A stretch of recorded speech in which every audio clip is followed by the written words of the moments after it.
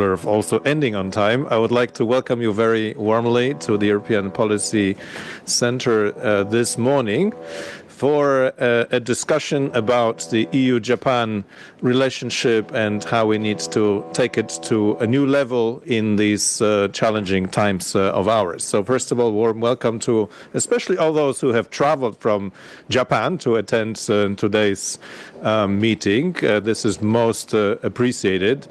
Today's conference takes place on the 50th anniversary of the establishment of the mission of Japan to the European Union. So warm congratulations to Mr. Ambassador and the entire team, as well as congratulations to the European Union. I mean, it's a joint satisfaction that we can feel today.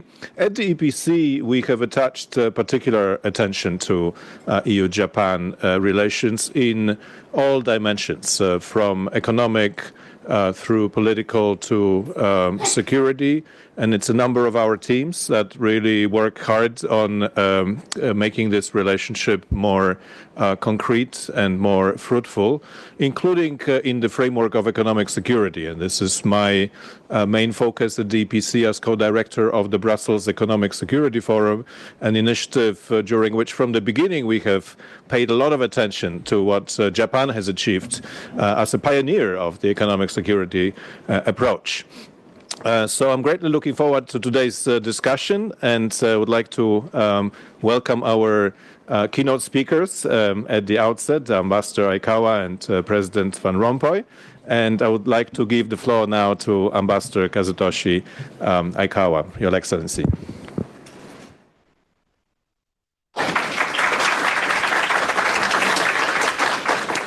Well, thank you for your very warm words.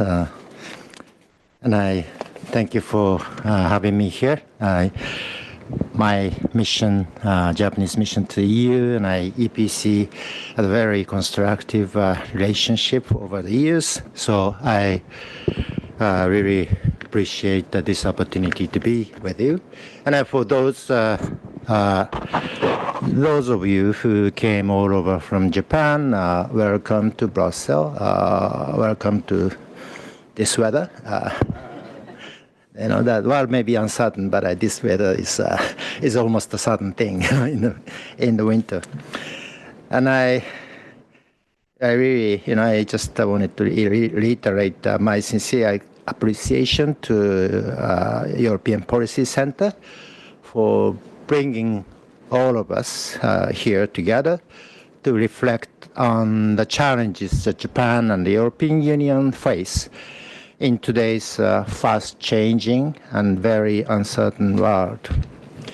So, and my special thanks go to my dear friend, Mr. Herman van Rompuy.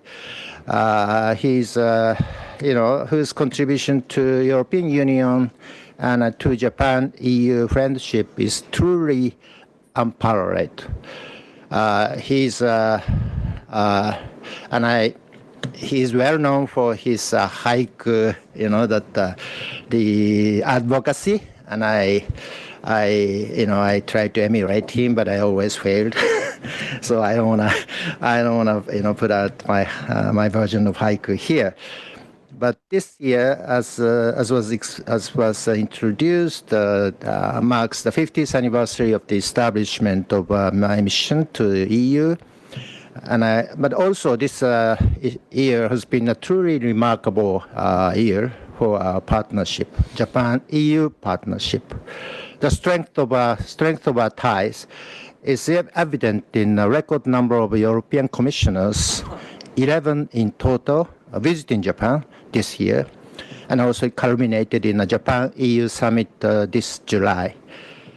So at the summit, leaders identified 3 priority areas for cooperation: security and defense, economic security, and competitiveness alliance. All 3 are central themes in today's discussion, as I understand. So it's very relevant. On security and defense cooperation, one underlying fact is clear. The security of Europe and the security of East Asia are increasingly and deeply intertwined. North Korean soldiers are fighting on the aggressor side, in the Ukrainian war. China is playing a strategic enabling role in supporting Russia's military capabilities. Gray zone tactics, such as the severing of the seabed cables, are becoming more visible in both European and East Asian waters. And a recent joint appearance of the leaders of China, Russia, and North Korea on the so-called Victory Day of Resistance war against Japan is a stark illustration of their growing coordination. So taken all together, these developments underscore the urgent imperative for Japan and the European Union to deepen cooperation. Japan has stood firmly with Ukraine, providing more than $15 billion in assistance, $billion in assistance, and aligning our sanctions with our G7 partners. And at the same time, my European naval vessels are increasing their presence in the Indo-Pacific, demonstrating Europe's commitment to a free and open Indo-Pacific region. Strengthening our defense industry base is becoming a shared priority. The GCAP, the next generation fighter program among Japan, UK, and Italy, is progressing steadily. And at the very first, the Japan-EU defense industry dialogue will be held early next year. In addition, Japan and the EU have begun negotiation on security of information agreement, which will facilitate the exchange of classified information and further deepen our security cooperation. Ensuring security today, however, is not limited to defense capabilities. It also requires ensuring economic security, especially creating reliable and resilient supply chains for critical minerals. Those critical minerals are essential for semiconductors, batteries, and advanced defense technologies, among others. Japan and European Union are already working very closely to develop developing such reliable supply chains. The recent Chinese export controls on critical minerals and rare earth provides a stark reminder of why these efforts are needed, these efforts matter. So addressing these challenges require a whole of society approach. And in that spirit, Japanese and European battery industry association signed the MOU in this September to reinforce supply chain resilience collaboration. So strengthening industrial competitiveness serves as a foundation for economic prosperity as well as economic security. The July summit also launched a new Japan-EU Competitiveness Alliance, and this framework will complement Japan-EU Economic Partnership Agreement by fostering the environment that enhances industrial competitiveness in both Japan and European Union. The successes of Japanese companies operating in Europe and of those European companies in Japan demonstrate the mutual benefits of deeper integration. So against the background of heightened global uncertainty, Japan on its part has entered a new phase of leadership under new Prime Minister Sanae Takaichi, the first woman to serve as a Prime Minister in Japanese constitutional history. And she has been fully engaged from day one. On the very first day of inauguration, Japan hosted the Ukraine Mine Action Conference, discussing all the issues relating to demining in Ukraine. And over the last 1 month, she has participated in the ASEAN, APEC, and G20 summits. Also joined the coalition willing leaders meeting on Ukraine. And of course, received President Trump in Japan. So firmly committed to demonstrate values and firmly committed to democratic values. Prime Minister has taken a very principled stance against recent coercive postures and actions by my big neighbor. And in this connection, let me reiterate once again that the status quo must not be changed through the threat or the use of force, whether in Europe or in East Asia. And maintaining peace and stability across the Taiwan Strait is essential. So in navigating today's uncertain world, the Takaichi government places high priority on strengthening ties with the like-minded partners, such as the European Union. Japan and the EU share a responsibility to uphold a rules-based, predictable international order, and to do so, we must engage more closely with partners beyond our regions, particularly those in what is termed Global South. And at the same time, we must ensure that our trade and economic measures do not inadvertently harm the legitimate interests of our like-minded partners. So we must remain clear-eyed about who is disrupting the international system and to ensure our responses do not create unnecessary collateral damage. So in these certain times, a strong Japan-EU partnership grounded in shared values and a shared commitment to stability is truly indispensable. And Japan is determined to deepen our cooperation with the European Union across security, economic resilience, industrial competitiveness, technologies, and innovation. We are grateful for the continued engagement and friendship of all those of you who are participating in today's forum. So I wish you very productive discussions this morning and afternoon. Thank you.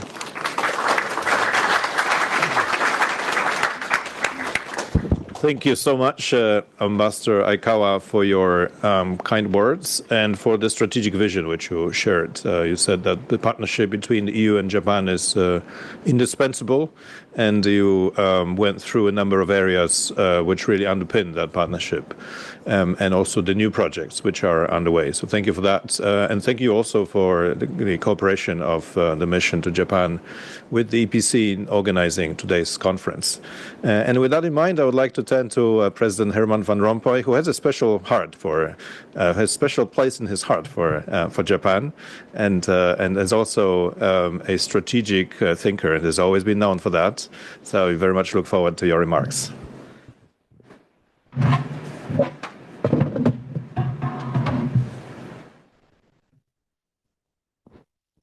Mr. Ambassador, dear Paweł, friends of the EPC, ladies and gentlemen.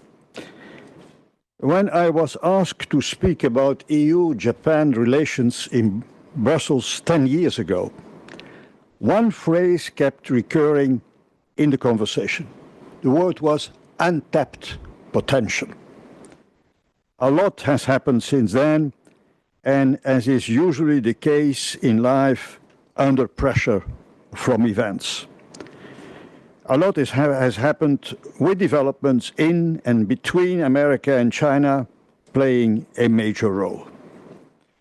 In 2018, the Economic Partnership Agreement, which is also a free trade agreement, was concluded, crowning a process that had begun with great difficulty 5 years earlier during my presidency of the European Council.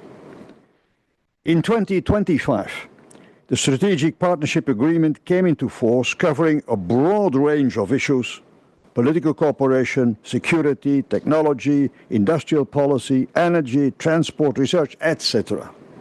And I'm pleased that we were able to bring this agreement into force 50 years after the establishment of diplomatic relations between Japan and the European Union. Even Russia has played a role in deepening our relationship since February 2022. As both the European Union and Japan are, in a sense, neighbors of Russia, be it with their maritime or territorial borders. And it is therefore no coincidence that Japan has appointed a separate ambassador and an independent mission to NATO for the very first time this year. It took a long time for both the Union and Japan to become fully aware that they not only shared common values, but also common interests, both economic and strategic. After all, we have common rivals and competitors. Another similarity is that we both have strategic weaknesses and dependencies. We are now both convinced that we must take much more control of our own destiny, including in the area of defense, in which we have invested too little in the recent years. We have common allies and friends, but whether we can still count on them unconditionally is a question for both our entities. These common geopolitical interests ultimately prevailed in concluding both major agreements and it was prevailed over microeconomic sensitivities within each of the two parties. Think of agriculture. The bigger picture ultimately became more important than particular interests. In short, we must each find our place in a world that is becoming increasingly uncertain and unpredictable, and therefore more dangerous. And we must also work together where we can, including in areas that are new to our cooperation. In July 2025, at the EU-Japan summit, both parties agreed to launch a defense industry dialogue to deepen cooperation in the defense sector and critical industrial capabilities. This is part, the Ambassador mentioned it already, this is part of a broader competitiveness alliance which links economic security, technological cooperation, and strategic autonomy. The Union and Japan have long acted on the basis of economic rationality. But the world is increasingly moving away from that premise. Economic policy is increasingly becoming political economy. And that's more than just playing with words. It is no longer the primacy of the economy, but the primacy of politics. That does not mean that we ourselves should engage in political bidding and becoming a source of instability, but we must take this new reality into account. Europe and Japan do not want to rule the world. History has taught us both how disastrous and tragic that is. There is no nostalgia for that in the European Union and in Japan. Russia, incidentally, suffers from that nostalgic nationalism. We focus on defending our values and our interests. But we cannot do it alone. And that's why cooperation between like-minded countries is necessary. Our values and interests are under pressure, both internally and externally. I would add another similarity between Japan and the Union. Our democracies are not in danger, but they are functioning less smoothly, partly due to the volatility and fragmentation of political life, at a time when we have to face external threats. Japan and the Union are also experiencing structural economic problems. Although there is still economic growth in both entities, the potential longer-term growth is limited to 0.5 and just over 1% respectively. Of course, this is typical of mature economies, but it is insufficient to absorb the financial consequences of a demographic implosion. In the EU, the latter is tempered by migration, both legal migration and illegal migration. This is socially, societally difficult in Europe, although migration is generally inevitable. It is certainly just as difficult in Japan. The two strategic partners are lagging behind China and the US in terms of new technologies. This is a major challenge even for traditional economic activities such as the automotive industry. We are facing competition in both the old and the new sectors. We are already working together, but we will have to do so even more. The West needs it. The paradox is that Japan is geographically located in the East, but is considered politically part of the West, while Russia is the opposite. However, investments in ICT and artificial intelligence themselves are now the main drivers for economic growth, for instance, in the United States, where a few companies account for almost all, 100%, of the recent American economic growth. Our mutual dependence on strategic critical raw materials and rare earths makes us very vulnerable, especially when their possession is used and abused politically. I can only rejoice that Japan and the EU are cooperating in these new areas. In May 2025, the Third Digital Partnership Council met in Tokyo, reaffirming cooperation on artificial intelligence, 5G and 6G, semiconductors, quantum computing, high-performance computing, cybersecurity, data governance, and more.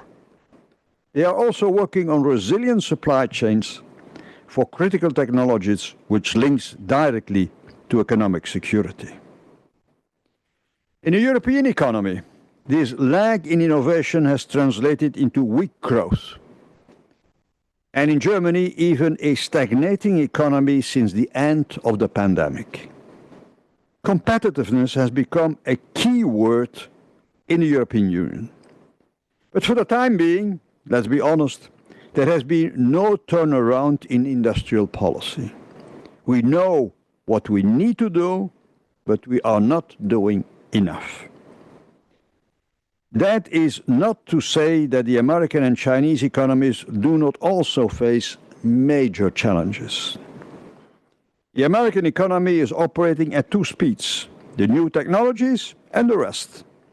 And this is also reflected in social and political division and polarization, and in a completely pointless trade war to literally protect the weaker part of their economy, the non-technological part of their economy. China is struggling with youth unemployment of 17%, which is socially unsustainable. But today, we are focusing on our own problems, not on the problems of China or the US. Of course, there are differences between the Union and Japan. We share the same political values, with political democracy as the crown jewel, but we have had a different history over the last 160 years. The cultural, religious, and philosophical differences go back much further in time. I said 160 years, the time since Japan established diplomatic relations with most Western countries, among them Belgium, right after the historic Japanese reforms of Emperor Meiji. We are both facing internal economic and defense reforms that go beyond ensuring just monetary stability. No one can do these reforms for us. We have to do it ourselves. It will take a great deal of political courage, even in a time of internal political instability. We have no time to lose. At the same time, we must not lose sight of other priorities, such as climate change. The number of tsunamis, fires, and floods will only increase or even worsen. In Europe, we remain committed to the goal of net zero emissions by 2050. even though the societal climate is more difficult now than it was a few years ago. In 2023, emissions will be 37% lower than in 1990, while GDP will have risen by 70% over the same period. Climate and energy policy now go hand in hand. Renewable energy and low-carbon nuclear energy already account for half of our European electricity consumption. At the same time, they make us strategically less dependent on others. I would add that critical raw materials also play an important role in the renewable energy, creating new dependencies. Ladies and gentlemen, Mr. Ambassador, Europe and Japan must not limit themselves to their own regions. You mentioned it also in your introduction. And that is why we are concluding free trade agreements with the Mercosur countries, Brazil and Argentina especially, and with Indonesia. Hopefully, we will also do the same with India one day. We are actively investing in Africa through the Gateway Initiative, and I know that Japan is also increasingly present in Africa. Wherever possible, we should join forces. And Europe has a particular interest in the development of Africa, given the demographic explosion of that continent to 4 billion inhabitants in 2100, so the end of the century, four times more than today. The potential for irregular migration is high. Beyond that, Europe has also an interest in free shipping, in peace and stability in your part of the world. Japan and the Union remain advocates of multilateralism. Of course, we are no longer naive. There is a lot of lip service paid to fair trade and international law. The reality is often different. The war in Ukraine is the greatest violation of international law, humanitarian law, and the law of war in recent decades. True advocates of the multilateral order can be recognized by their opposition to those violations. I repeat, everything else is lip service and hypocrisy. A trade war is harmful even to those who provoked it. The so-called trade deals are second- or third-rate solutions. The world, with all its existing uncertainties, has only become more uncertain as a result. I believe that Japan and the European Union share the same view on most of those issues. And we are grateful to Japan for its support for Ukraine from the day one of the Russian invasion. I repeat that you also have experience with Russia when it comes to borders. Nevertheless, we remain in favor of multilateral rules and institutions. We are not withdrawing. However, that does not prevent us from protecting ourselves if necessary, without resorting to protectionism, for example. To conclude, Japan and the European Union, we are in the same storm and in the same boat. I can also turn this in a haiku. It is not a masterpiece. I will not receive the Nobel Prize for Literature for that. But it underlines and summarizes what I just said. You know, a haiku has to be read twice because it's so short. Same storm, same boat.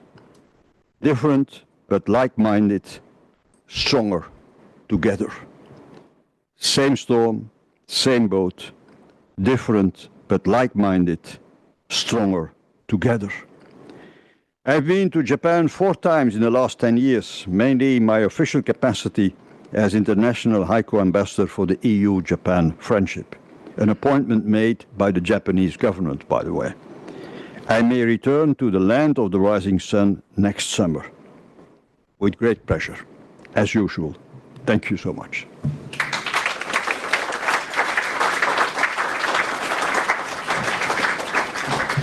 Thank you so much, Mr. President, for this unrivaled analysis of the underlying phenomena globally, but also for EU and Japan. You have a unique ability to combine experience and foresight, and strategic eye also for what is important and what is not. So thank you for sharing that vision. And thank you for sharing your haiku as well. I think we need to circulate it in the conference notes for everyone to read again, because as you pointed out, it has to be read twice. And this gives us an excellent basis for the panel discussion. And I would like to invite now the speakers, whom I will ask to speak momentarily. So Asako Takashima, and Tetsuo Kotani from the Japan Institute of International Affairs, Hitoshi Suzuki from the Institute of Geoeconomics, Eva Pejsova from the Brussels School of Governance, and last but not least, Marco Chirullo from the European Commission.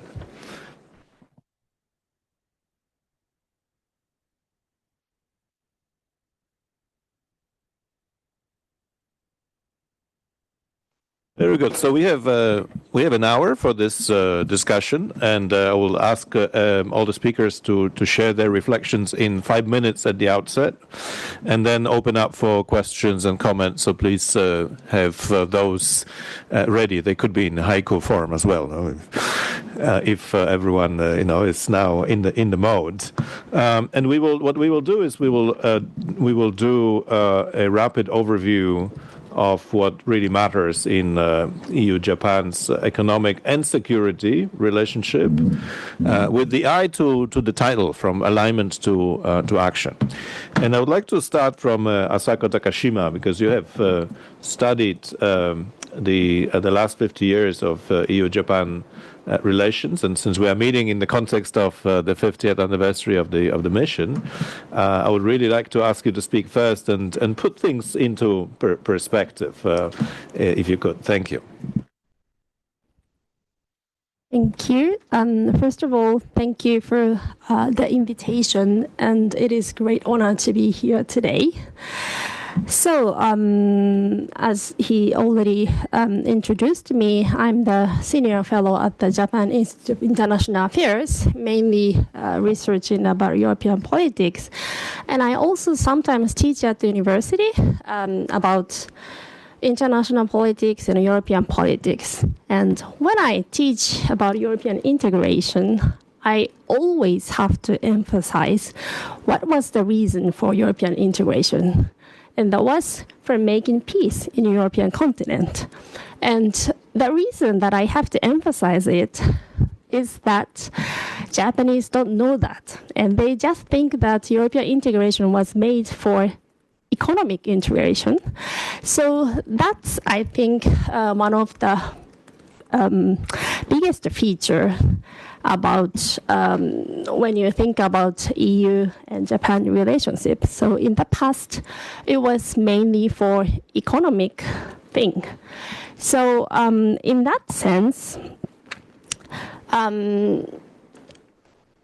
so we were, Japan and European member states were economic competitor in EU market and also in Japanese market. And we, of course, share the values at that time already. But at the same time, we were, as said, economic rivals. And everything has changed after Ukrainian war. As everyone has already mentioned, EU has itself changed a lot. So, of course, it has already from the beginning chased for the European peace, but still EU was not the main player in security issues before the Ukrainian war. So after Ukrainian war, EU has itself been changed, and as all of us in this room knows, there was a very memorable note by then Prime Minister Kishida that today's Ukraine can be tomorrow's Indo-Pacific. So in that sense, we shared the threat perception, and we shared not only emotional threat perception, but also that was also our critical interest in a security issue. And that is very practical and pragmatic thing. So emotion can be changed easily, but the pragmatic reason cannot be changed that easily. So for us, still, it is very important how the Ukrainian war ends. Not when the Ukrainian war ends, but how. Because it can affect directly to our security issues in our region. So this kind of sharing of threat perception and assessment of security nowadays makes us more united, of course. So for me, as an European expert in Japan, now is the golden age for the relationship between the EU and Japan. Of course, we have now security partnership, and we also have some very big project in the security industry like GCAP, and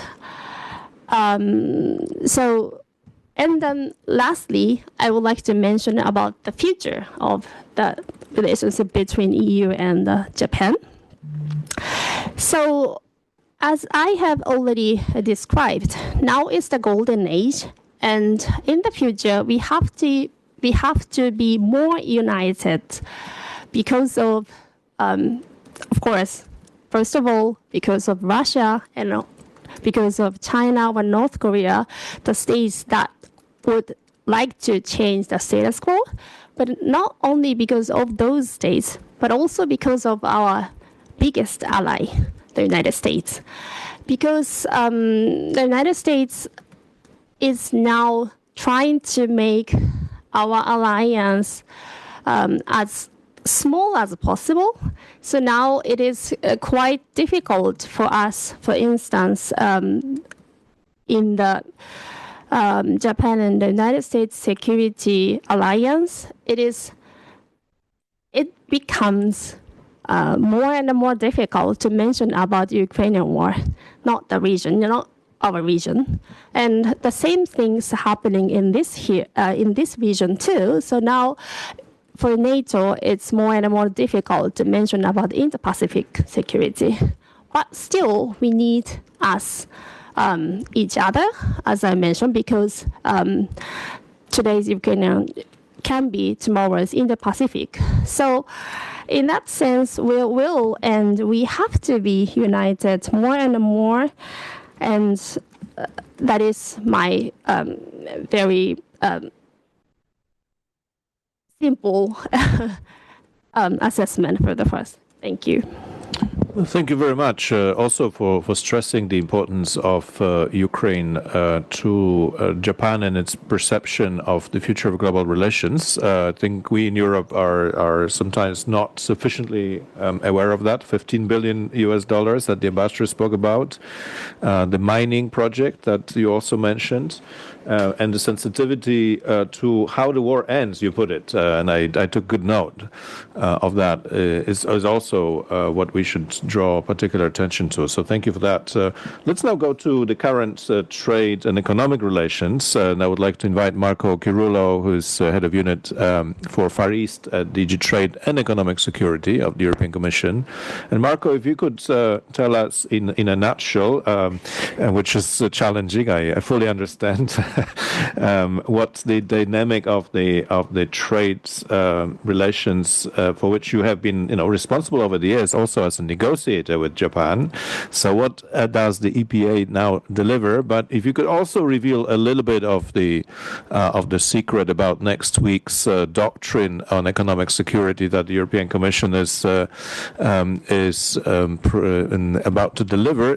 And I without putting you on the spot completely, maybe you could focus on those elements which are of genuine relevance for EU-Japan relations. Marco. Thank you, Paweł, and good morning, everyone.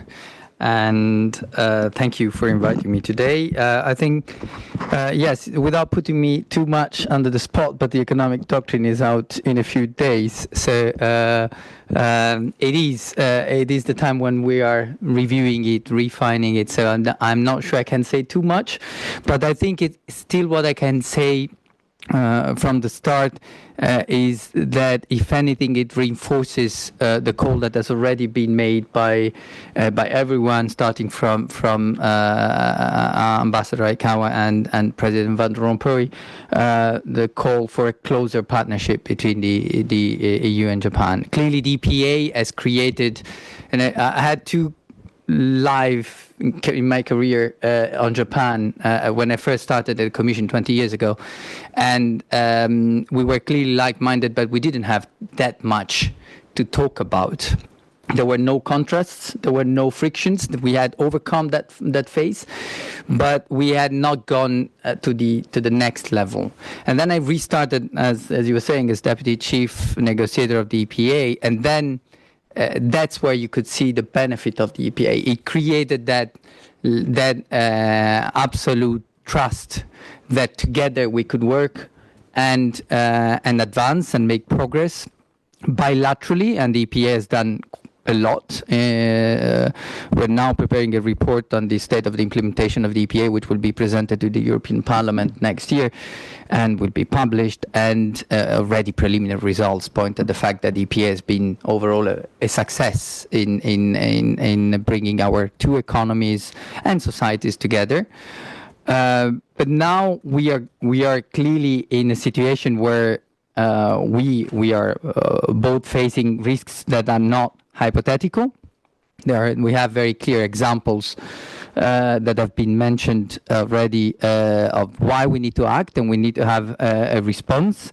And the economic security doctrine, that's where it comes in, to provide, to outline the strategic use of our economic security tools. And the idea is to signal to business and third country the EU ability, capacity to act, to look after its economic strength, its technological indispensability, and strengthening overall the security through economic tools. The idea is to also pass a clear signal that we're shifting towards a more proactive and strategic thinking about our strengths, our indispensability, making sure that we actually are ready to exert pressure, and that on others to make them run a cost-benefit analysis of what that means if they before they take harmful actions. So the doctrine will set our immediate priorities and outline a coordinated action of the tools that are available and that can be used to strengthen our economic security, or new tools that need to be developed. So where we think we're ready, where we need to do more, and an important part of the communication will be about partnering, and that's where it comes to the heart of our cooperation with Japan. It's about resilience. It's about work on risk assessment, identifying the risks and the mitigating action.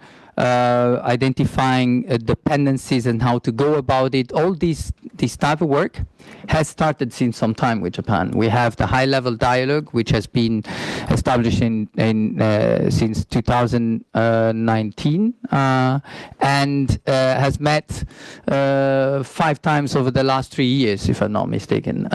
So for some time at the beginning, we were looking for reasons why to meet. We knew that it would be the forum for strategic discussions, and then the strategic discussions came about, and now it's the heart of our cooperation on strategic matters, on economic security. The competitiveness alliance that has been evoked, which came out of the summit, will be implemented when it comes to trade and economic security through the high-level dialogue to a very large extent. And it's not by chance that we have also decided to upgrade the high-level dialogue to include on the EU side the co-chairmanship of Executive Vice President Séjourné, on top of Trade and Economic Security Commissioner Šefčovič, so that we bring together the trade and industrial policy dimension, because in order to look at the key priorities which are strengthening our resilience, addressing the dependency issues, coordinating actions bilaterally, but also beyond in G7, then we need to bring all the elements in there, and the trade dimension needs to be compounded with the industrial policy dimension. So the the high-level dialogue will be able to address those issues in a holistic way, in a comprehensive way, which was also what our Japanese friends were asking to be able to do. So I think we have been able to step up our ability to respond institutionally by having trade and economic security together under the same portfolio, plus now the fact that we can bring all the different strands, and it will go beyond industrial policy ideally, to look at cybersecurity, energy, working with all the different DGs in this respect. And we have a specific working group on supply chains that will prepare the work of the high-level dialogue. So the economic security doctrine does not directly address the very issue of bilateral partnering with Japan specifically, but when we will all be able to look into that, you'll see that the partnering dimension, coupled with the recent challenges that we have faced from rare earths, more broadly dependency on technological dependencies, the need to respond forcefully and work on strengthening our supply chains with like-minded, creating markets for that. It's all either explicitly or implicitly in the doctrine. And let's stop there. Brilliant. Thank you so much, Marco, for sharing with us, the spirit of the doctrine and also what it means for EU-Japan. If I could ask you a quick follow-up question, because in our work on economic security at the EPC, we pay a lot of attention to the need for anticipation, for preparedness. We actually argued from the beginning that the 3 Ps of the European Commission's economic security strategy, so promote, prepare, and partner,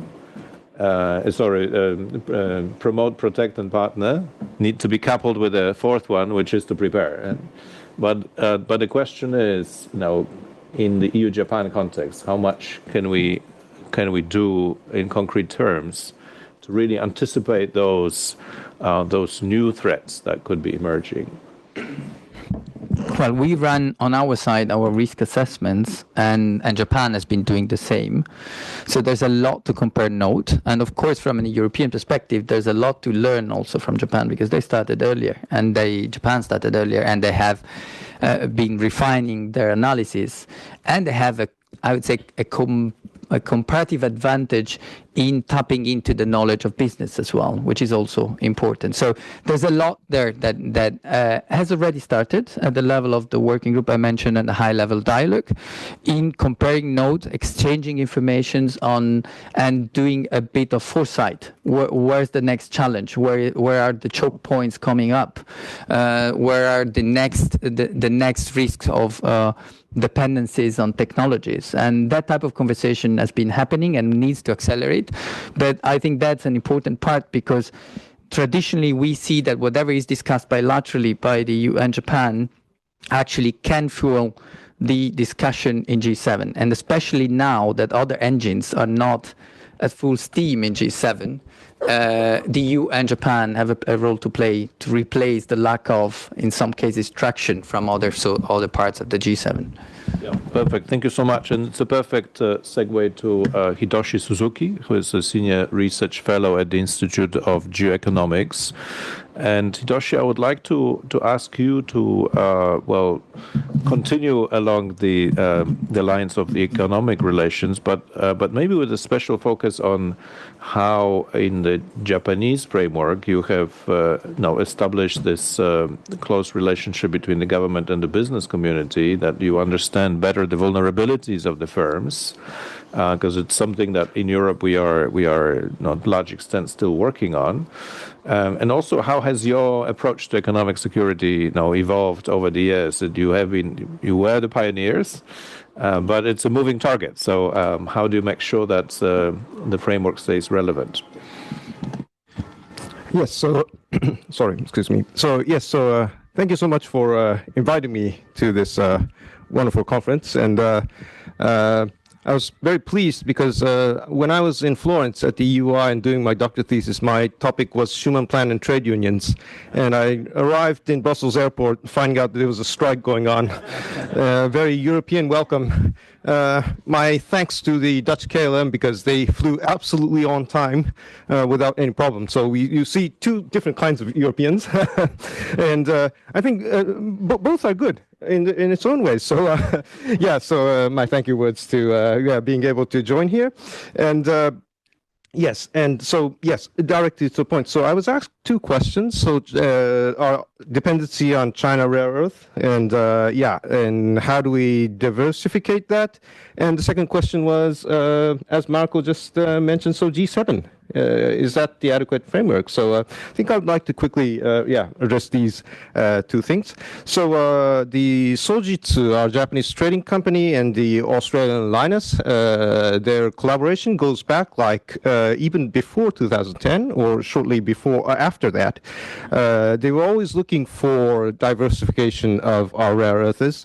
And JOGMEC, our governmental organization, supports this. So that's the way how Japanese business and government sort of work together, so to say. That being said, our IOG does the Economic Security 100 Japanese Firms Survey. One of the disappointments among Japanese companies still lie in the fact that the government still seems to sort of regulate too much the business in terms of you can't do this and that. And, well, that's inevitable because you have to source your things outside China. But cost-benefit wise, China was the most sort of, the most cheapest and social quality, so to say, best solution. And sort of turning your back against that is going to be a very difficult task. So there is a sort of a hesitation among Japanese companies to work with the government. But on the other side, as there's a lot of risk, they are also willing to have more conversation with METI, our economic ministry, and all the other ministries which would be incorporated in this, that they are also willing to discuss things. The only thing is that whenever business speaks with the government, they would be asked questions which they don't want to answer. So that's, I think, the stepping stone, that the business would be reluctant or sort of hesitant to do a conversation with government or the European Commission. So that's what I think I would have to point out from the Japanese side. And the Sojitsu Linus thing, so our dependency on China decreased to 60%. It has just bounced up to 70% again. So I think a lot more has to be done in this sort. And if I heard right, Iwatani, our another energy company and a French company, is also doing rare earths in collaboration. So I'd like to see more of these collaborations. And I think I have 1 minute left or something to go down to, yes. Yes. So, yes. So G7, is this the platform? 2026, the French are going to be the presidency, and it's going to be held in Evian. So I think we could closely collaborate there. But who's the next presidency after that? And it's the United States. Donald Trump. Is it going to be actually held? G7? I think that would be the question. And they might try to ask to join the Russians in again and G8 again. And that's sort of disastrous for us. I think we have to be well prepared and we have to expect much and sort of negotiate so much with the French to make sure that their presidency is going to be successful. And we're not going to let the United States dominate like that. And from a Japanese perspective, I think we would also want to think about the G7. What about joining India in? Because it's far from free trade, global free trade, but it is still a big market, and it's protectionist at this point.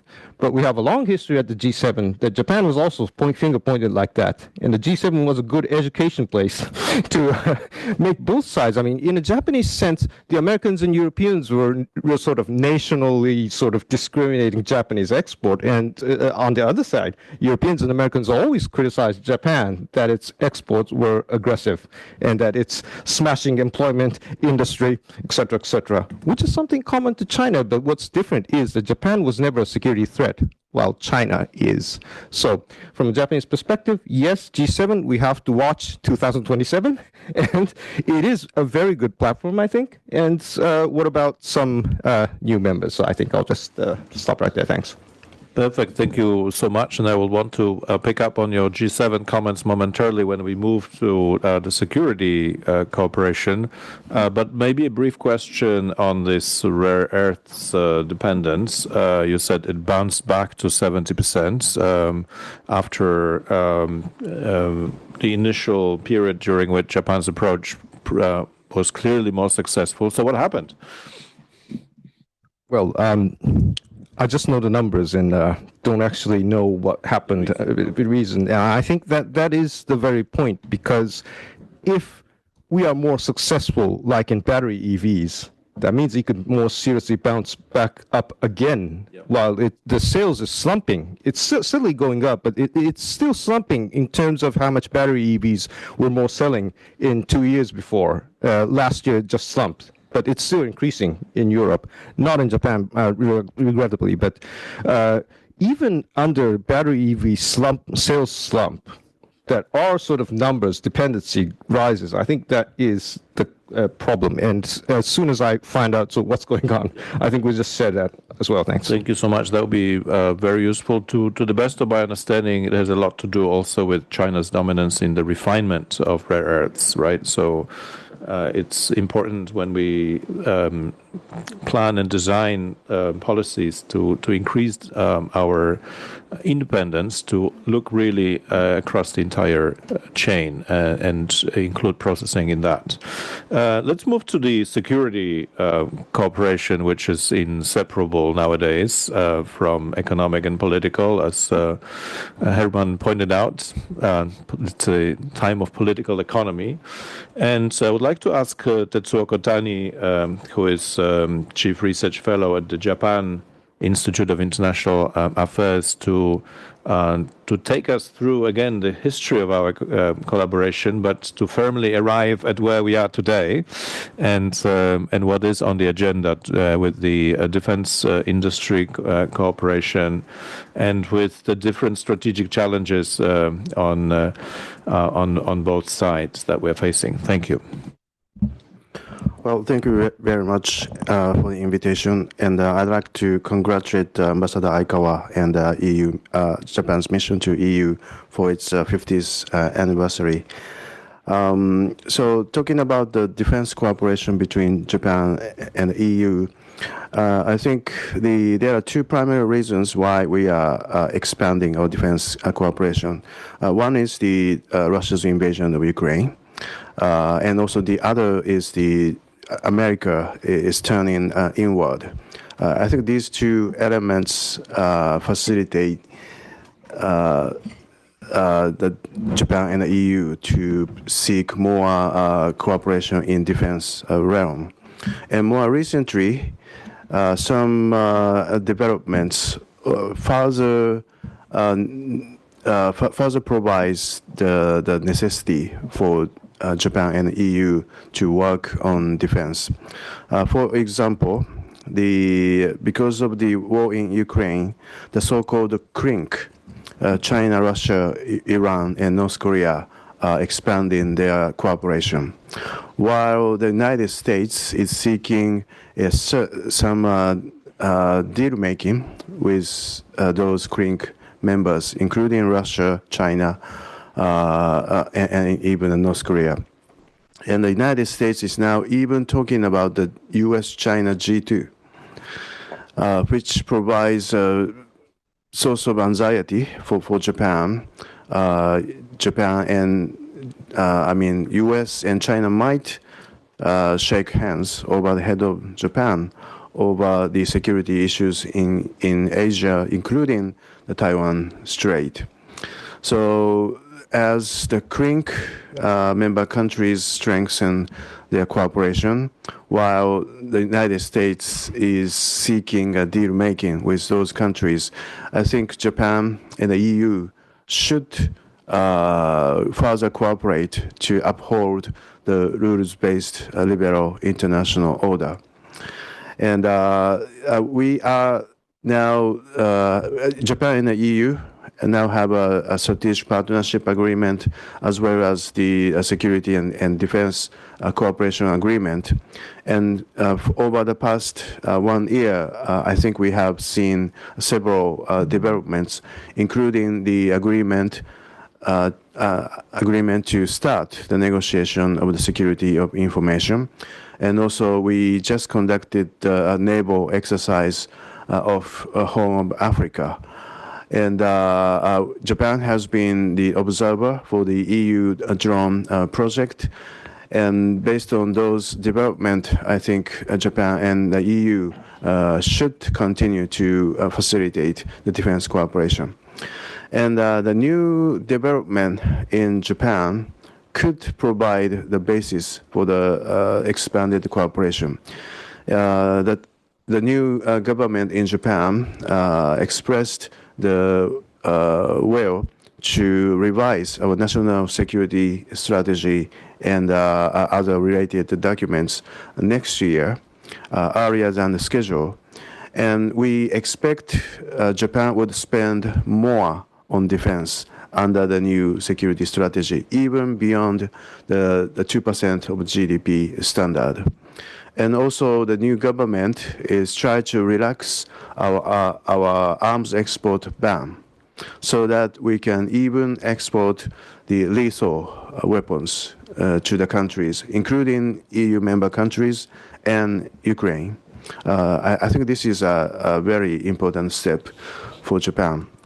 So under the new government and also under the new strategy coming next year, I think Japan and the EU can cooperate more on defense, particularly in the realm of defense industrial cooperation. I think we should form a arsenal for democracy between Japan and the EU, so that we can assist with each other whenever armed conflict occurs, either in Asia or Europe. So I'll stop here. Thank you very much for this overview, and also for your last words, which really go to the essence of what the cooperation can be about, namely assisting each other in times of conflict. I think we will want to disentangle that a little bit in the discussion shortly. I will go to Eva Pejsova in a second, but I would like to say that I will open then up for comments and questions. So please get those ready. You can signal to me already your willingness to speak. Eva is the Japan chair at the Center for Security, Diplomacy and Strategy at the Brussels School of Governance. And what I would like you to do is really to look at this from the European perspective in the context of this intensive activity on defense, which we are currently undertaking. I mean, one could spend lots of time just listing the new instruments that are being put out. There is a serious effort in Europe to improve our defense posture. So how do we make sure that the EU-Japan component is well reflected in that framework? Excellent. Thank you very much. It's a great pleasure to be here. When Paweł asked me just before getting on stage what I'm going to be talking about, I said, well, you know, I'm very disciplined. You give me 5 minutes. So I looked at the title and said, I'm going to talk about how can we move from alignment to action in the security domain. So in that sense, I'm following up on Tetsuo in a more forward-looking vision. So apologies for getting straight to the point, because I think I'm just distilling to what is more important. To be sure, the alignment is there. It's unprecedented. It's been mentioned many times. Of course, it is the shared concerns of the authoritarian regimes and the alignment among them, so the famous CRING framework. It is also this shared understanding of the interconnectedness between the Euro-Atlantic and the Indo-Pacific security theater that brings us together regardless of what the United States think about that. We both feel the pressure from our U.S. ally to invest into our defense. So, of course, you know, building our defense and security postures is something that we see on both sides. And in a way, strengthening cooperation between Europe and Japan is a hedging strategy against the U.S. unpredictability. So we are living in a unique momentum, a unique opportunity to operationalize it. That's the alignment point. What are we operationalizing here? It has been mentioned that the EU and Japan, for those who do not know, have a security defense partnership signed exactly almost a year ago in the end of 2024. To those who are not familiar with that document, frankly, it builds a lot on what has been discussed in the security domain before, which is mostly maritime security, cybersecurity, and the kind of, I would say, good old, collective security, non-traditional security threats. But the new elements is defense industrial cooperation, it's space, and it's some kind of tweaks into a language on the hybrid threats. And here comes the priority that I would like to emphasize. It is the defense industrial cooperation side of things. Piracy and transborder crime and all that is nice, but unfortunately, these are not the greatest concerns today. And defense industrially is de facto the new deterrence. The way we will shape and make defense industrial deals is what defines the new deterrence architecture in the Indo-Pacific. It is much needed for, obviously, for the bilateral dimension. It will make our relationship or cooperation more effective. It has to be industry driven. It will make it more economically viable. It, of course, reduces costs, duplications, all the things that we know. It is great for interoperability, both in terms of hardware and in terms of software. So in terms of weapon systems, the shared arsenal, democratic arsenal is something that has been talked about for a bit, but also in terms of the soft part of things. So the doctrines, the information security part. These are the, concrete projects that eventually drive information security arrangements, information sharing, etc. And it makes it much more sustainable. So far, we have GCAP. I think Asako mentioned GCAP. But GCAP, if you think about it, is a great project, is one-off. The potential of such projects to generate spin-offs in the long term, not just, institutional linkages, but to attract more partners, to, have a sort of a pillar 2 of GCAP as much as we see it in AUKUS, to then focus on related technologies, on quantum, on AI, etc. So that's the kind of sustainability element. Now, it's not easy, because convincing those big companies or getting the machine started is really the heart of the problem. And this is what we've been dealing with as scientists for quite a bit. I think we need to break the problem down into more granularity. And then really focus on the niche areas of innovation in emerging disruptive technologies, which is really the lowest hanging fruit or the most feasible when we come to the EU, let's be honest, as well, on the dual use technologies. So here come the famous triple helix, right, that I'm sure most people are familiar with. The need to cooperate between the public sector, the private sector, and the research and the academia, right? To steer innovation. The public, the government, the political part, I think we're pretty much covered, right? We have the security defense partnership, we have the strategic partnership agreement. We all agree. We're all, the strategic alignment is there. We will have the defense industrial dialogue. So bringing those stakeholders together is absolutely key. European Defense Agency, Atlas, METI, etc., you name it, plus the industry together is really the key platform to get it going. Now, the private is tricky. You have the big one, you have the big defense primes, and you have the SMEs. And I don't want to bother you with too much technicalities, but I think we absolutely, this is the key to defense industrial innovation, is to engage both, right? So in Europe, you have the Thales. In Japan, you have the Mitsubishi Heavies. These are the ones who can handle those complex multi-domain systems. They can handle risk. They have better access to procurements, to governments, to ministries of defense, etc. So we need them. But you need the SMEs if you want to be ahead in terms of innovation and these new technologies. So all the recent research that has been done on how to steer innovation really talks about integrating both the primes and the small ones. Good news is then on the academia, so the third part of the HALIS. I think that's where the EU can really be helpful. We know that Japan, through the Security Defense Partnership, is now eligible to take part in the Horizon Europe project, Pillar 2. We know that there will be, hopefully, money on the table, and that most of these activities will have a dual-use flavor, right? So then we can, of course, there's a lot of homework that we need to do in Europe while, pending, waiting for the Japanese to join those projects. Some lower hanging fruit, quantum, HPC, we talked about advanced materials, compound chips, you name it.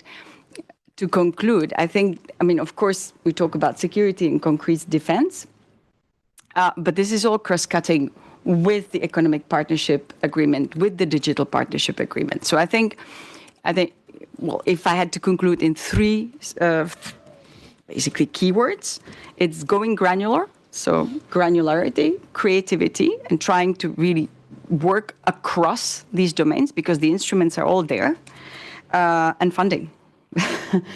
The more, we can talk about competition afterwards in the discussion, but the more we not just put our money where our mouth is, but put the actual money on the table, will actually generate this dynamic, hopefully. Thank you. Thank you so much, Eva, for this powerful overview. I'm tempted to ask you if you see scope for opening some of the new EU instruments, such as SAFE, theoretically, of course, because it's not on the cards at the moment, to also Japan, just as there are now ongoing negotiations with Canada and the UK. But let's maybe leave it for the round of answers to questions, because I'm very eager to hear what everyone in the audience has to say. So I have already two hands. Yes, please. So you'll be first. If you could please introduce yourselves when you speak. Reinhard, I can see you. Yeah. Hi, everybody. Is this working? Can you hear me? My name is Migla Busevičiūtė. I am from Honda Motor Europe. And my question is mostly about the economic security and even more so about economic cooperation. So one important phrase has not really come up in this debate, and I feel the urge to bring it up. In the automotive industry, it's an elephant in the room. It's the European local content requirements. Well, in all honesty, I do understand the need for strengthening European autonomy, and this is indeed one of the tools that is being debated and discussed by the European institutions. However, I think in the spirit of the world becoming indeed a much more dangerous place, we really need to be Europe. We should not employ any Trumpian policies. We should play in our strengths, and our strength is partnerships and cooperation. And I was wondering, perhaps Mr. Chirullo here from DG Trade has encountered this discussion, and Perhaps, Mr. Chirullo, you could help us with your colleagues at DG GROW. I believe that within DG GROW, and especially the Associated Commissioner, has very strong ideas about EU 27 only. And whereas I'm from Honda, so I, of course, speak about the automotive industry, it's not just about cars. Local content requirements are coming for many more products and industries. Therefore, it's really a horizontal topic, right? So in our view, European local content requirements should also include content from like-minded partners, very much like Japan, but also other countries like Korea and the UK. I'm just wondering, what are your views? We know that the Industrial Accelerator Act is coming already very, very soon, is going to define perhaps the definition of local content requirements, but later on, this is coming for all the sectoral legislation, maybe even the CO2 emission regulation for cars. Everybody's throwing this concept, I think, in the air. It's a very hot topic. I really wanted to hear your take on this. Thank you very much. Let's collect the questions that we have, and Reinhard Bütikofer is next. But if you could still introduce yourself, Reinhard. Reinhard Bütikofer, former member of the European Parliament. It is an obvious fact, I would assume, that a hypothetical Taiwan emergency would also mean a Japan emergency. When the Japanese Prime Minister said so in Parliament, Beijing went berserk and reacted with brutal aggressiveness. The American president reprimanded Mrs. Takaichi in order to sell more soybeans. The alliance of the Interparliamentary Alliance on China supported her. But I haven't heard from European leaders in that context. Where are we? How coordinated are we? I don't think we can wait until China decides to tighten the screws. How can we cooperate in order to create collective deterrence against China's aggression in the Indo-Pacific? Thank you so much, Reinhard. I don't remember reading or hearing any EU comments either. Maybe no one has been asked, but we definitely need to have a position, and that position needs to be expressed, right? So thank you for that point. Yes, please. Hi there, Chris Powers at Euractiv. Maybe to just build on that very quickly, I asked the Commission for a response to this 2 weeks ago. No reply. Asked again at the start of this week. It's been delegated to an intern and still no reply. So that's a partial answer to your question. But my question is actually about trade, notably for you, Mr. Chirullo, but anyone else who wants to come in. So we have this in the EU, this anti-coercion instrument on the table, which we in Brussels bubble like to call the bazooka to give it a dramatic effect. Question of if it will ever be used or not, I don't know. But China and the US are the two powers that we see as being potentially on the receiving end of that. However, the EU is shrinking as an economic actor, relatively speaking. So the effect of this, the ability of this to succeed, there's a doubt about that.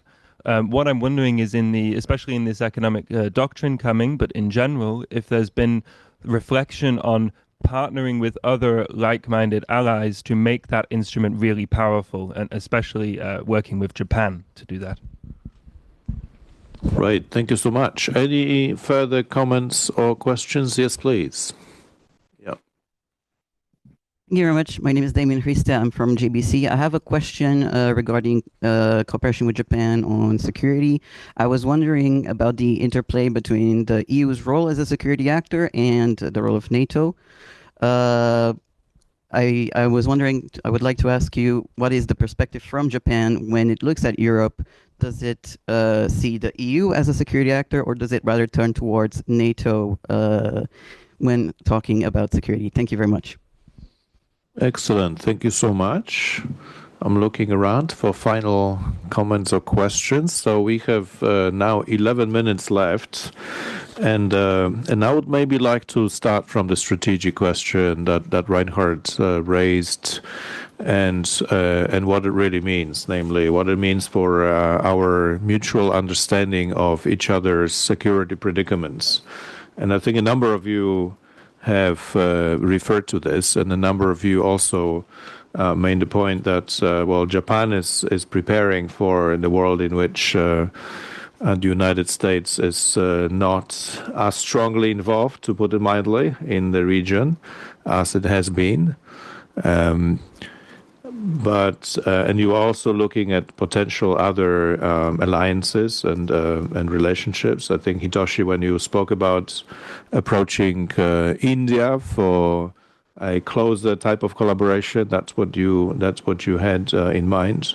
But I would be grateful if you could comment on those issues from the Japanese perspective. How is your mindset changing on this issue? Hitoshi, can I ask you to start, but everyone else to contribute as well? We'll go to the economic issues in a second. Yes. So thank you so much for the very important question. And yes, considering India, so we first of all have Quad, Japan, United States, Australia, and India. So this is a very precious one that India is in, and both Japan and the US is in. And I just mentioned Linus in Australia, so this is a very important framework, while it is undermined by Donald Trump, who's absolutely not interested in Quad and wants to keep his cards on his own hands. So I think there would be a sort of a space for to invite Japan to invite Europeans. So what do we do about this? But does that have to be in the Quad framework? Or do we want US out and European in sort of one? I think we have to be careful on calculating. So which framework would be nice to actually trying to involve more India and trying to make sure that they are on our side. But then looking at India and Russian relations, they have been importing energy and weapons for decades. And in India's terms, United States is least trustable because of the shifting position on Pakistan and India, or any of the countries in the Middle East. India does not really trust the US. So what could Europeans and Japanese do when India is for long decades aligned with Russians? And they're starting to walk away, if I understand right. But I think we do have to be careful. And India is not in the CPTPP. India left RCEP. RCEP is Japan, Korea, China, and Australia, New Zealand, and the ASEAN countries. India left the negotiations because of the trade protectionists claiming that they want to protect their own industry. So in strategic terms, I think we have several choices, but I think we have to be careful which one we would choose or launch a new one. Thanks. Excellent. That was very clear. So Asako and Tetsuo, I would like to turn Reinhardt's question a little bit around and ask you what would be the sense of expectation in Japan with regards to a European standpoint. And to give you some time to think, I'll elaborate on this a little bit further. Namely, what would be the expectation vis-a-vis, a political type of statement to start with, because words have been spoken and tension has rapidly increased. So first of all, what is the expectation? Because we would like to know, right? What is the expectation when it comes to the politics of it, and the politics of the day and the politics of tomorrow? And then what is the expectation when it comes to a more concrete security-related type of steps which perhaps Europe could take? Okay. I've been in Europe for already almost 2 weeks, actually, and I've traveled from Netherlands and Norway and Lithuania and Warsaw and then here. So I've asked quite often about this statement, that the PM statement diet, and it is quite difficult for me to answer, but I would like to try, and this is totally personal view. Having said that, I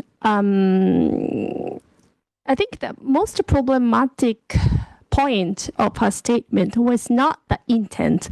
So what she said at the diet wasn't actually no problem at all. It's quite natural reaction that, when Taiwan contingency can happen, that will be definitely the critical situation for Japanese government. But the problem is that that she mentioned that at the Diet, so the place and it was, and the timing was the problem. So right after the successful summit between Xi Jinping, she has made that statement. And in that sense, even though the Chinese government was at the beginning very cautious for Takaichi's government, because some media says that she's very conservative, but look at the result of the summit. It was quite successful. So the message was very ambiguous for Chinese government. Even though at the first summit, she was quite friendly and she was quite cautious not to provoke any tension between Chinese government. But then right after the summit, she somehow suddenly said something very problematical for Chinese government. So from my personal point of view, I believe that she should have been more cautious about what to say in the Diet, in the public place. And I think, or I do believe that that was totally not intentional to make this tension between Chinese government. So in that sense, at the bureaucratic level, now people are trying hard and hard to make, normalize the relations with the Chinese government. So in that sense, I don't personally especially expect any European countries to say something, because it might escalate the tension between us. So it should be kind of normalized, and it has to be done under the table. So I think it could be very different from Kotani-san's view, but from my personal viewpoint, maybe now is not the time for asking for help from European member states, because Japanese government was not ready for this tension between Chinese government. Thank you. Yeah, thank you so much. So in other words, our silence is de-escalatory. Hopefully. I think our specialist, Kotani Sensei, is going to go over thoroughly. So as a non-expert in security, I think I have to make it clear on this floor that some of the critics against Japan is fairly misleading. And in fact, could be seen as a disinformation, because what Takaichi Prime Minister actually said is that Japanese self-defense force is going to supply American military power. And it's not at all about self-defense forces attacking Taiwan, while it's misunderstood that Japanese self-defense forces might be attacking Taiwan, which is absolutely not the policy. This has been clear ever since 2015 when we changed the law.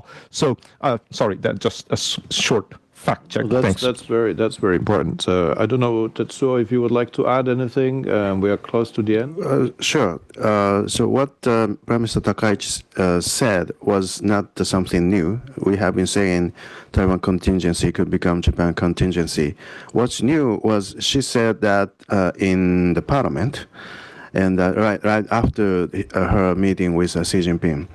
So China thinks, I think Xi Jinping thinks he lost his face.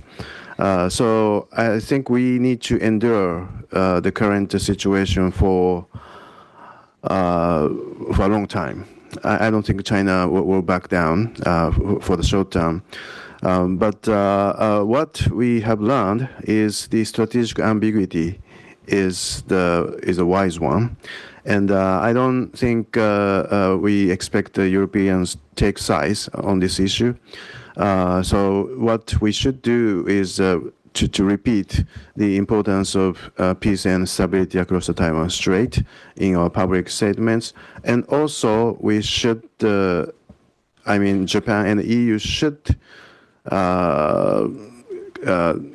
consider how we can jointly support Taiwanese defense capabilities now that the US is reluctant to provide arms to Taiwan. All right, that takes us into yet another side of this discussion, for which unfortunately we don't have the time today, but because it is about preparedness for all contingencies. And Eva, if you could, I don't know what you wanted to say, but if you could top it up with a reflection as to whether now we are in Europe preparing for all contingencies with regard to what could happen in the Taiwan Straits. Again, that's a subject one would need to discuss at length. So it's not a fair question, perhaps, but if you could share, a taste of your thinking. We are certainly discussing it behind the closed door, but to what extent we are prepared and officials, I think we're a very long way. But just a quick reaction to the question on NATO. I mean, it's very simple. From Japanese perspective, I mean, we are living in an extremely dangerous place. So the plan A is really the US-Japan alliance, and everything else, all the talks about diversification, including Europe, is plan A plus, right? So you've seen, you really do everything you can to fulfill your national security concerns. Australia would come ahead, of course, of Europe, even the Philippines, all the discussions about the Quad and tightening or even formalizing kind of new forms of alliances in the region. This is the talk of the day. This is really where the conversation is going. NATO, in that sense, if we talk about Plan A+, they also support that US element, right? So NATO would really be considered, and the relationship with NATO is absolutely key for Japan. That's why we also have a mission to NATO in Brussels. And in that sense, even some of the member states or UK are frankly, more considered as security actors. On the EU level, we need to be quite realistic. There are elements, and they are the ones that I mentioned, but it's more in the economic security domain in terms of supply chains, which of course have a deep security and defense dimension, or it can be in those innovation and emerging disruptive technologies. That's why I focused precisely on those. But yes, we need to be realistic about the EU's role. Thank you very much. And we'll end with answers to the two economic questions that were addressed directly to Marco. So one about the European content requirements. Can they be extended to like-minded? And then the anti-coercion instruments. Thank you, and thanks for the questions. They go into issues and pieces of initiatives that are being finalized now. So it's very hard to give, especially on the IAA and the local content requirement provisions. It's difficult to give an answer because it's not set in stone yet. What I would evoke is what EVP Sejourné said when visiting Japan, that the objective that clearly the objective is to strengthen partnership with Japan, and any measures would not aim at jeopardizing the very close partnership and industrial cooperation and Japanese investments. So he made that point when visiting Japan, and clearly in the current context, like-minded countries are not being targeted. So I cannot tell you more because it's internal reflection and positions are of course being compared within the Commission for, as always, towards the final product. But of course, as always, stakeholders' voices are important and more than ever close to the final decision. On coercion, well, the question is it going to be used? You're asking the wrong person if I ever reply, my career ends here. But but ultimately, let's say the more obvious answer is it's member states' decision, of course, for that in the first place. But I'd like to comment on one thing you said. Now, you mentioned the economic coercion, the nuclear bomb. You said nuclear weapon, as it is often portrayed like that, but we never portrayed like that ourselves. And actually, the more you portray it like that, the more difficult it is to use it, right? Because nuclear weapons exist exactly not to be used. And so the truth is that the security doctrine is looking at all the economic security tools and actually the strategic use of all tools. So inevitably is looking at the deterrent dimensions and the possible situation where we might be faced with coercion practices. So that will be it's part of our the economic security toolkit. So by definition, will be in a way or another addressed. And the other comment I would make is about the single market. You said we're a shrinking economy. Now, the single market remains a fundamental tool because if you look at it towards the prism through the prism of the importance in terms of GDP vis-a-vis the world. Of course, there are growing powers, and then comparatively, figures get smaller. But there's just there are a number of products, and that European consumers, European business can pay at a certain price that other markets will not be able to replace. A classic example, just as an example, is Indonesia is growing and it's important. So procurement by the Indonesian government will grow in capability. But Indonesian consumers, how many Indonesian consumers will be able to buy, I don't know, expensive cars, such as electric cars? Maybe it's a sensitive issue to make an example, but that can apply to tech products of a certain value. Well, the European market continues to absorb, from a consumer's point of view, a quantity of products that other markets, at least in the short term, will not be able to absorb. So I would be careful to label the European market as shrinking, because when it comes to its purchasing power and therefore the let's say dependence that it generates, it's probably it remains probably quite important, and therefore analyzing how the type of dependencies that we have, that others have on our market, and making use of the importance of our market to sit at the table, it always remains important. And I don't think that the current economic downturn is actually impacting at this point in time when it comes to certain dependencies on our market.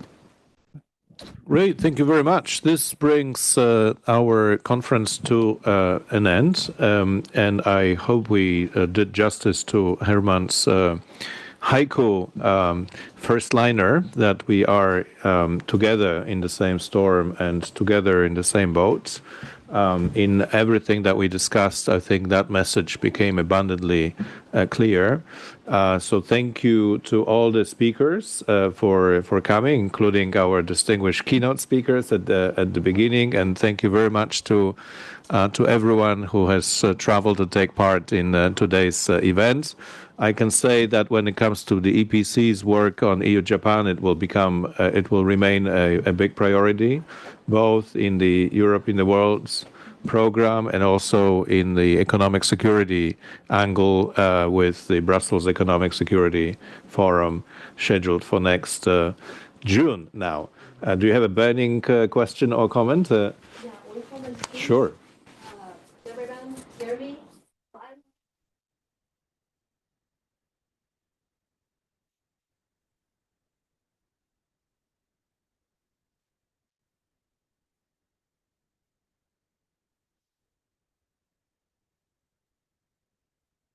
Diplomatic relationship between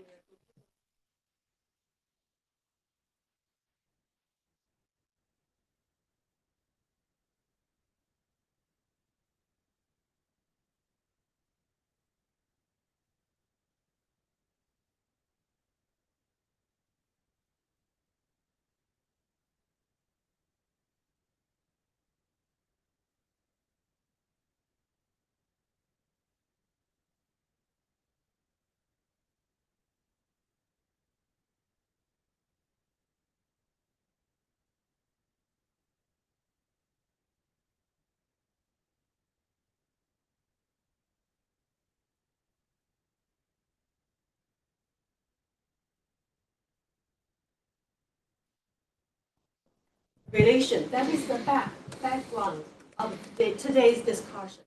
Thank you. Right. There is a lot to discuss in the aftermath, but I return to where I was before, namely that in the EU-Japan context, I think we have seen how strong the collaboration has become and how strong the prospects are for the years to come, and we will ourselves strongly focus on that issue. Please feel free to discuss, and EPC is a forum for open discussion, so we give everyone the floor, and we welcome the exchanges, but we need to finish the event, and I would like to thank all the speakers and all the participants for joining us today. Thank you so much.